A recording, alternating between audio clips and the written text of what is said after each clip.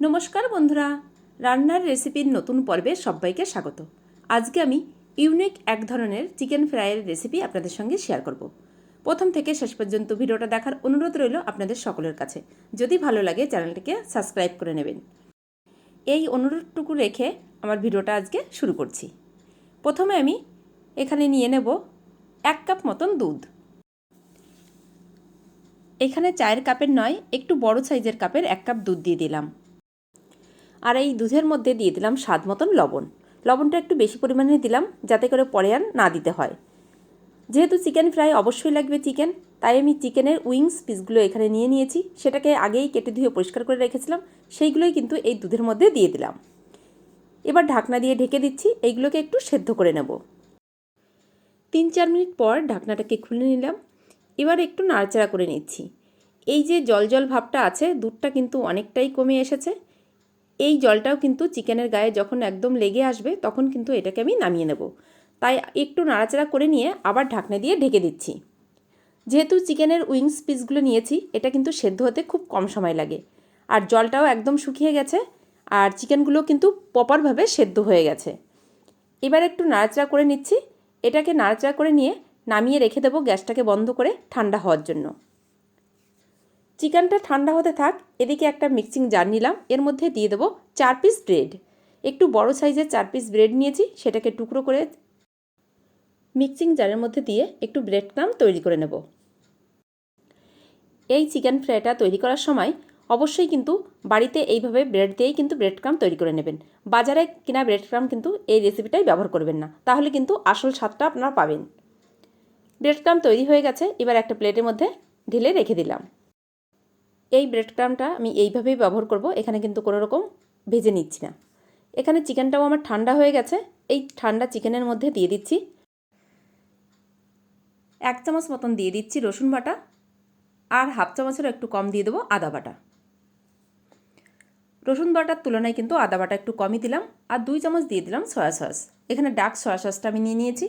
আর দিয়ে দেবো 1 চামচ মতন তান্দুরি মশলা। এখানে বাজারে কিনা চিকেন তান্দুরি মশলাই আমি ব্যবহার করলাম। আর দিয়ে দিচ্ছি এর মধ্যে 2 চামচ কর্নফ্লাওয়ার। খুব বেশি কিন্তু কর্নফ্লাওয়ার দেবো না, 2 চামচ দিয়েছি। এই 2 চামচেই কিন্তু পুরো চিকেনটাই মাখা হয়ে যাবে।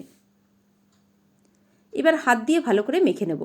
এর মধ্যে কোনো রকম জল বা তেল কোনো কিছুই দিচ্ছি না, শুধু কর্নফ্লাওয়ারটা এভাবে হাত দিয়ে মেখে নিচ্ছি। চিকেনের গায়ে যে জলটা আছে সেই জলেই কিন্তু কর্নফ্লাওয়ারটা ভালো করে চিকেনের গায়ে লেগে যাবে। সমস্ত মশলা দিয়ে চিকেনটাকে মেখে নেওয়ার পর এখানে কিন্তু আমি লঙ্কার গুঁড়ো দিতে ভুলে গেছিলাম, তাই 1 চামচ দিয়ে দিচ্ছি শুকনো লঙ্কার গুঁড়ো। শুকনো লঙ্কার গুঁড়োটাকে দিয়েও ভালো করে চিকেনের সঙ্গে হাত দিয়েই মেখে নিলাম। চিকেনটাকে ভালো করে মেখে 4-5 মিনিট একটু রেস্টে রেখে দেবো। আপনাদের হাতে বেশি সময় থাকলে তাহলে একটু বেশি সময় রেখে দিতে পারেন, আর খুব বেশি সময় ধরে না রাখলেও চলবে। আমি ওই ধরেন 4-5 মিনিট রেস্টে রেখেছিলাম। এবার ম্যারিনেট করা চিকেনের পিসগুলো ব্রেড ক্রাম্বে একটু কোট করে সাইডে আমি রেখে দেবো। এইভাবে সমস্ত চিকেনগুলো কিন্তু ব্রেড ক্রাম্বে আমি কোট করে নেব। এক হাত দিয়ে যেহেতু চিকেনের পিসগুলোকে তুলছি, আর অন্য হাত দিয়ে আমি ব্রেড ক্রাম্বে কোট করে নিচ্ছি। এখানে আমি দুটো হাতেই লাগিয়ে দিলাম। আমার চ্যানেলে নতুন বন্ধু হলে চ্যানেলটাকে সাবস্ক্রাইব করার অনুরোধ রইল, আর পাশে থাকা বেল আইকনটিকেও ক্লিক করে দেবেন। যখনই আমার চ্যানেলে নতুন কোনো ভিডিও আপলোড করব সবার আগে নোটিফিকেশন পৌঁছে যাবে আপনার কাছে। আর যদি আপনি এই ভিডিওটি আমার ফেসবুক পেজে দেখে থাকেন, অবশ্যই কিন্তু আমার ফেসবুক পেজটাকেও ফলো করে দেবেন।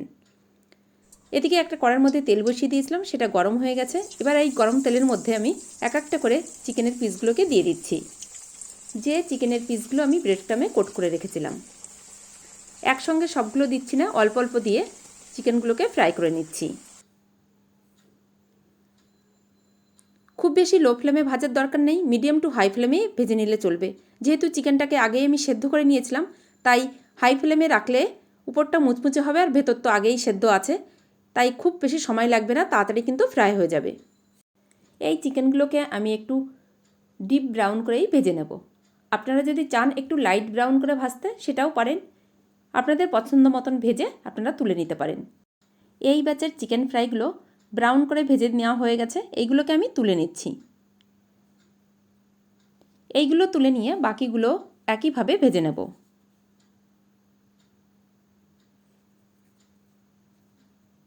সমস্ত চিকেনগুলো আমার ফ্রাই করা হয়ে গেছে। এবার একটা প্লেটের মধ্যে আমি সার্ভ করে নিচ্ছি। আপনাদের কেমন লাগলো আমার এই ইউনিক চিকেন ফ্রাইয়ের রেসিপি অবশ্যই কিন্তু কমেন্ট করে জানাবেন। যদি ভালো লাগে ভিডিওটা একটা লাইক করবেন আর আপনারাও বাড়িতে এইভাবে তৈরি করে বাড়ির সকলকে নিয়ে পরিবেশন করবেন। আশা করি আপনাদের সকলের খুব ভালো লাগবে।